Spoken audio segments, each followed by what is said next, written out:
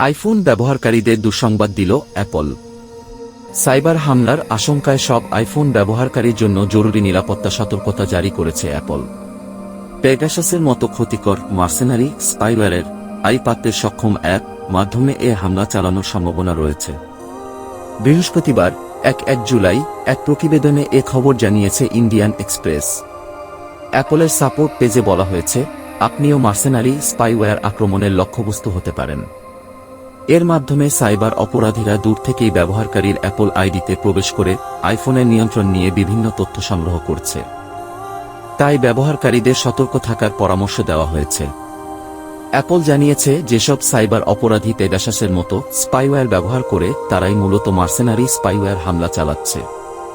এ ধরনের সাইবার আক্রমণের ঘটনা খুব কম দেখা যায়। সুনির্দিষ্ট ব্যক্তিদের লক্ষ্য করে এ হামলা চালানো হয়।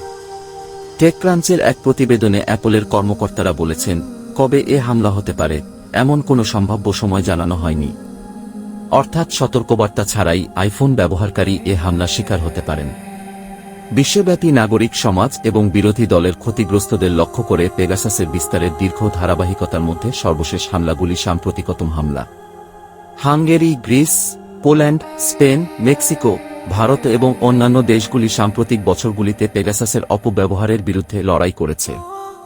স্পাইওয়্যার এমনই একটি অ্যাপ যা ফোনের তথ্য চুরি করে হ্যাকারের কাছে পাঠাতে পারে। এর সাহায্যে নির্দিষ্ট ব্যক্তির অনলাইন বা দৈনন্দিন কার্যক্রমে নজরদারি করে থাকে সাইবার অপরাধী সহ বিভিন্ন ব্যক্তি বা প্রতিষ্ঠান। The business world.